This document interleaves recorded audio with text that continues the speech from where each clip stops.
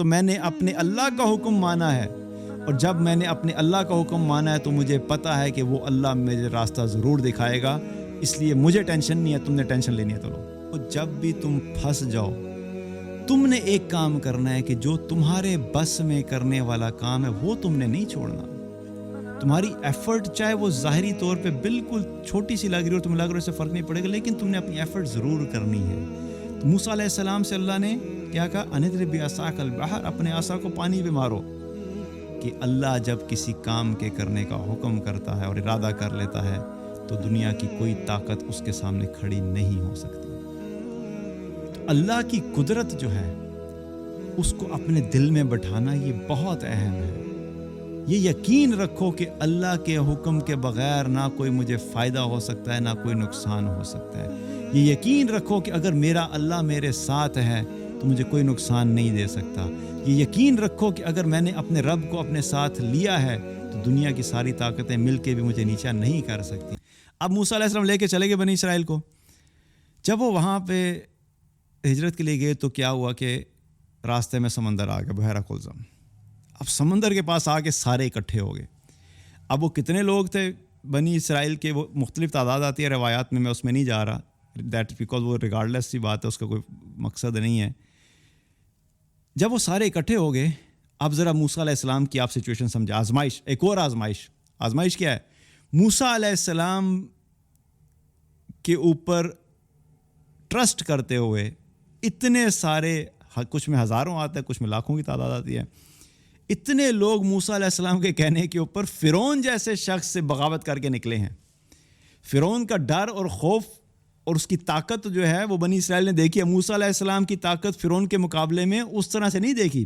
ہاں وہ جادو دیکھا، معجزات دیکھے، لیکن بہرحال جو فرعون جو حکمران تھا اس کی طاقت کا اثر ان کے دلوں میں زیادہ تھا۔ اب جب وہ وہاں پہنچے تو ان کے اندر ظاہری بات ہے کہ ایک سچویشن کریٹ ہوگی کہ بھئی اب کیا کریں۔ ادھر بنی اسرائیل سمندر کے سامنے آگے کھڑے ہو گئے اور اتنے میں فرعون کی فوج آنا شروع ہوگی۔ اب آپ ذرا بنی اسرائیل کی سٹیٹ آف مائنڈ دیکھیے، وہ پہلی خوف زدہ تھے۔ جو ہی انہوں نے دیکھا کہ فرعون کی فوج آ رہی ہے تو آپ سوچے کیا ہوگا؟ نیچرل ریئیکشن کیا ہوگا؟ پینک موڈ ہوتا ہے نا، پینک کر گئے اور موسیٰ علیہ السلام سے کہا کہ اِنَّا لَمُدْرَکُونَ، اے موسیٰ مارے گئے، تیرے کہنے پہ ہم ادھر آئے تھے اور دیکھ ہم آگے پھنس گئے، آگے پانی ہے اور پیچھے فرعون کی فوج ہے، آگے گئے تو تب بھی موت ہے، رکتے ہیں تو فرعون آ جائے گا تب بھی موت ہے۔ وہ پینک کر گئے، اور ان کا پینک کرنا بائی دا وے وہ بڑا نیچرل ریئیکشن تھا، کیونکہ وہ اتنے خوف کی کیفیت میں اتنے بڑے، ان کے حساب سے جو اتنا بڑا طاقتور وہ جو ہے وہ حکمران ہے اس سے بغاوت کر کے نکلیں تو خوف تو ہونا ہی تھا۔ تو جب وہ پینک کیے اِنَّا لَمُدْرَکُونَ، تو آپ ذرا موسیٰ علیہ السلام کا یقین اور توکل دیکھیں۔ حالانکہ موسیٰ علیہ السلام کو راستہ نظر نہیں آ رہا، وہ آگے سے بجائے پینک کرنے کے یا بجائے ان کو وہ یہ تسلی دینے کے کہ نہیں تم ٹھہر جاؤ، ہم ابھی یہ اسٹریٹجی کرتے ہیں، وہ اسٹریٹجی کرتے ہیں، تم ایک کام کرو، تم لوگ لاکھ ہو، ذرا ڈسٹریبیوشن بنا لو، کچھ ادھر ہو جاؤ۔ موسیٰ علیہ السلام نے کچھ نہیں کیا، انہوں نے صرف اتنا کہا کَلَّا إِنَّ مَعِیَ رَبِّ سَیَہْدِینِ، تم نے پینک کرنا ہے کرو، لیکن میں تمہیں کہہ رہا ہوں کہ ہم نہیں مرنے والے، ہرگز نہیں، میرا اللہ میرے ساتھ ہے، وہ مجھے راستہ ضرور دکھائے گا، کیونکہ میں یہاں پر اپنی مرضی سے نہیں آیا، میں یہاں پر اپنی پلاننگ سے نہیں آیا، میں یہاں پر اپنی اسٹریٹجی سے نہیں آیا۔ مجھے میرے اللہ نے حکم دیا تھا کہ بھئی ہجرت کرو، تو میں نے اپنے اللہ کا حکم مانا ہے، اور جب میں نے اپنے اللہ کا حکم مانا ہے تو مجھے پتہ ہے کہ وہ اللہ مجھے راستہ ضرور دکھائے گا، اس لیے مجھے ٹینشن نہیں ہے، تم نے ٹینشن لینی ہے تو لو۔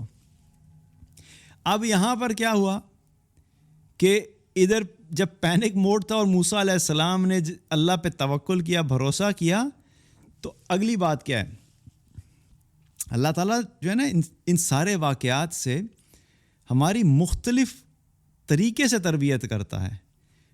اللہ تعالیٰ موسیٰ علیہ السلام کے لیے یہ بھی تو کر سکتا تھا کہ وہاں پہنچ گیا، پہلے سے ہی پانی کھولا ہوتا، آسانی کی بات ہے نا، کہ کسی آزمائش میں نہ ڈالتا، کسی پریشانی میں نہ ڈالتا، کسی سٹریس میں نہ ڈالتا، اور بالکل جسے کہتے ہیں کہ ایزی وے میں سارے کام کرتا ہے. لیکن نہیں, اللہ نے یہ ساری باتیں قرآن میں جو لکھی اور موسیٰ علیہ السلام کو جو اس آزمائش سے گزارا اور ہر سٹیج پہ اس آزمائش کا ذکر کیا, تو اللہ یہ بتانا چاہتا ہے کہ دیکھو آزمائش آئے گی, اللہ پہ بھروسہ کرو, اللہ نکال دے گا. پھر آزمائش آئے گی, پھر تم اللہ پہ بھروسہ رکھو, اللہ نکال دے گا.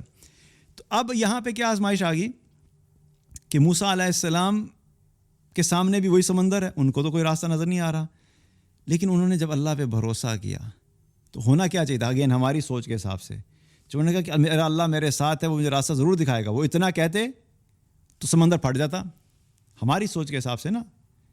لیکن اللہ نے وہاں پر بھی ایک اور چیز تربیت کے لیے سکھائی ہمیں. موسیٰ علیہ السلام سے کہا اندرب بعصاک البحر, اے موسیٰ یہ جو تمہارے ہاتھ میں لاٹھی ہے نا, تم اس کو سمندر پہ مارو. اگین انسان کے دماغ اور سوچ اور ہماری لاجک, اصل میں تو دیکھا جائے تو یہ جو لاٹھی ماری جا رہی ہے ہماری لاجک پہ ماری جا رہی ہے. لاجک کیا کہتی ہے؟ میں آپ سے یہ کہوں کہ دیکھو سامنے سمندر تو دور کی بات ہے, ایک چھوٹا سا کنال ہے, کوئی نہر ہے, اس سے گزرنا ہے ہم نے, اور آپ کے ہاتھ میں ایک لکڑی ہے, ہم پھنس گئے, پیچھے دشمن آ گیا, میں کہوں ایک کام کرو ذرا اس لکڑی کو پانی پہ مارو, تو لاجک کیا کہتی ہے؟ میں اگر یہ کہوں گا تو آپ کی لاجک کیا کہے گی کہ یہ بیوقوف ہے, آپ مجھے بیوقوف سمجھیں گے. کیوں؟ کیونکہ لاجک اور سائنس یہ کہتی ہے پانی پہ لکڑی مارنے سے کیا پانی کو فرق پڑے گا, ٹھیک ہے, اور واقعی آج جا کے آپ پانی پہ ماریں لکڑی نہیں فرق پڑے گا, جتنے مرضی ایمان سے مار لیں آپ, جتنے مرضی توکل سے مار لیں, آج پانی پہ نہیں پڑے گا. کیوں؟ کیونکہ کچھ ایسی خاص سچویشنز ہوتی ہیں جہاں پہ اللہ سبحانہ تعالیٰ نے کسی خاص امر کے ہونے کا حکم دینا ہوتا ہے, تبھی وہ چیز ہوتی ہے. یہ رول اللہ نے سٹینڈرڈ نہیں بنایا کہ اب جو بھی لکڑی مارے گا اس کے لیے پانی پھٹ جائے گا. اللہ نے موسیٰ علیہ السلام کو کیا سکھایا کہ دیکھو جب بھی تم پھنس جاؤ, تم نے ایک کام کرنا ہے کہ جو تمہارے بس میں کرنے والا کام ہے وہ تم نے نہیں چھوڑنا. تمہاری ایفرٹ چاہے وہ ظاہری طور پہ بالکل چھوٹی سی لگ رہی ہو, تمہیں لگ رہا ہے اس سے فرق نہیں پڑے گا, لیکن تم نے اپنی ایفرٹ ضرور کرنی ہے. تو موسیٰ علیہ السلام سے اللہ نے کیا کہا, اندرب بعصاک البحر, اپنے عصا کو پانی پہ مارو. موسیٰ علیہ السلام نے پانی پہ مارا, تو اب یہاں پہ کیا ہو رہا ہے؟ پھر اللہ کا حکم. پانی نیچرل فینومینا یا سائنٹیفک ریزننگ کی وجہ سے نہیں پھٹا, بلکہ اللہ نے اس وقت پانی کو حکم دیا کہ جب یہ عصا مارے گا اپنا تو تم پھٹ جانا. اور پھر اللہ نے قرآن میں اس کا ذکر بھی کیا کہ جب وہ مارا تو ہم نے پانی کو پھاڑ دیا اور وہ پانی سے اس کے لیے راستہ بنایا.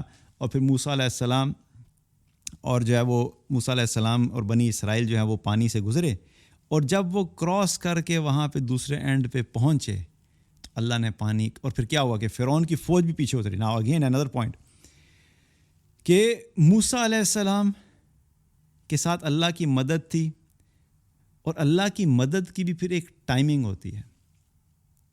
وہ ایسا نہیں ہوتا کہ لمبے عرصے کے لیے, پیچز میں بھی آتی ہے, کبھی کسی ایک خاص ایونٹ پہ آ سکتی ہے, کسی ایک خاص موقع پہ آ سکتی ہے. اب اللہ نے مدد کی, پانی پھٹا, تو فرعون چونکہ اپنے دماغ سے چلنے والا تھا تو اس نے کہا یہ پانی پھٹ گیا بھی ایسے ہی کھڑا رہے گا, تو جب وہ گزر سکتے ہیں تو ہم بھی تو گزر سکتے ہیں. جو ہی موسیٰ علیہ السلام لے کے گزرے تو اللہ نے پانی کو حکم دیا دوبارہ کہ دوبارہ اپنی اصل حالت میں آ جاؤ. فرعون اپنی فوج کے ساتھ ابھی بیچ میں ہی تھا, تو پانی کو اللہ نے حکم دیا. اگین اللہ اپنی قدرت دکھا رہا ہے کہ پانی بھی اپنی مرضی سے ایک سیکنڈ بھی زیادہ اس سٹیٹ میں نہیں رہ سکتا جب تک کہ میں اس کو حکم نہیں دوں. پانی اللہ کے حکم کے مطابق اس ایک لمحے سے بھی زیادہ اس سٹیٹ میں نہیں رہا. اللہ نے کیا کیا, پانی کو حکم دیا اور پانی دوبارہ اپنی جگہ پہ آ گیا, اور فرعون اپنے تمام جو ہے وہ ساتھیوں کے ساتھ پانی میں غرق ہو کے ختم ہو گیا. اور اللہ نے پھر اس کا ذکر کیا کہ ہم نے اس کو غرق کیا اور تم اس کو دیکھ رہے تھے. اور دیکھنے کا ذکر کس لیے کیا؟ تاکہ ان کو تسلی ہو جائے, یقین مزید بڑھ جائے کہ اللہ جب کسی کام کے کرنے کا حکم کرتا ہے اور ارادہ کر لیتا ہے تو دنیا کی کوئی طاقت اس کے سامنے کھڑی نہیں ہو سکتی.